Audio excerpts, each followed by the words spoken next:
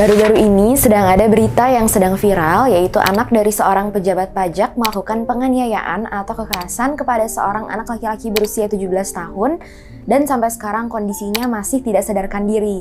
Menurut dokter, anak ini mengalami kondisi penyakit yang bernama diffuse axonal injury. Nah, untuk mengenal apa itu penyakit diffuse axonal injury, simak terus videonya sampai akhir ya, Pearls.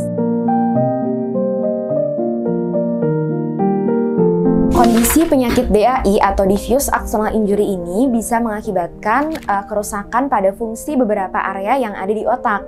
Bahkan orang ini bisa mengalami kondisi gegar otak, koma, bahkan hingga kematian. Untuk penyebabnya sendiri, tentu penyebab utamanya diakibatkan karena adanya cedera kepala.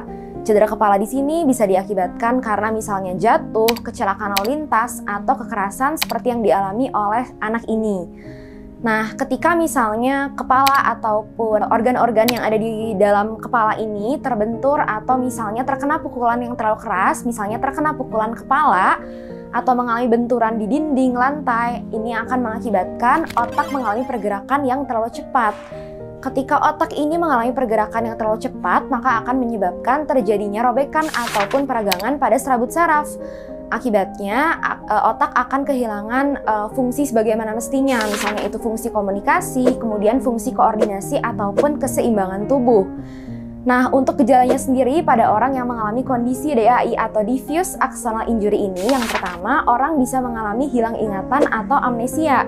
Kemudian juga bisa mengalami kebingungan, kecemasan atau depresi, kejang-kejang, tremor, bahkan bisa mengalami penurunan dari fungsi panca indera yang ada di tubuh. Selain itu, orang atau pasien yang mengalami kondisi DAI atau diffuse axonal injury ini juga bisa mengalami kehilangan fungsi vegetatif. Fungsi vegetatif yaitu seseorang menjadi kehilangan stimulus atau rangsangan apapun. Jadi orang tersebut atau pasien tersebut tidak bisa merasakan sensasi nyeri, kemudian sensasi sentuhan atau sensoris karena serabut saraf tadi sudah rusak. Untuk penanganannya yaitu kita lihat dulu nih dari derajat penyakit ini. Kan ada derajat yang ringan, sedang, hingga berat. Kalau misalnya ternyata pasien masih masuk ke dalam kondisi ringan sedang, misalnya muncul gejalanya seperti hilang ingatan, kebingungan, kemudian juga pasiennya masih sadar tetapi misalnya lebih banyak untuk tidur, kemudian juga lebih cenderung mudah lelah atau kelelahan, nah ini masih masuk ke dalam kondisi yang ringan sedang. Untuk penanganan dari kondisi penyakit DAI atau diffuse axonal injury ini, kita lihat dulu dari derajat keparahan dari penyakitnya.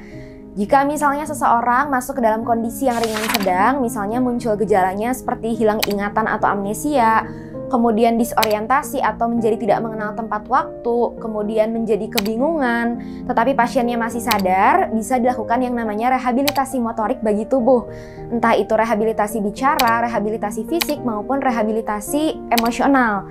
Tetapi kalau misalnya ternyata pasiennya sudah jatuh ke dalam kondisi yang cukup berat atau yang berat, misalnya sampai koma, yang tidak sadarkan diri atau mengalami penurunan kesadaran, biasanya dengan terapi rehabilitasi kurang membantu.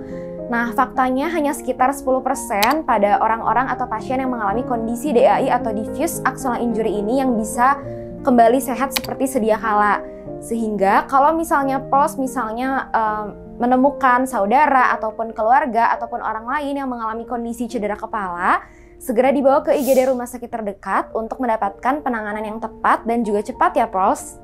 Sekian penjelasan di video kali ini ya, Pros. Jangan lupa untuk like, comment, subscribe, dan juga share ya.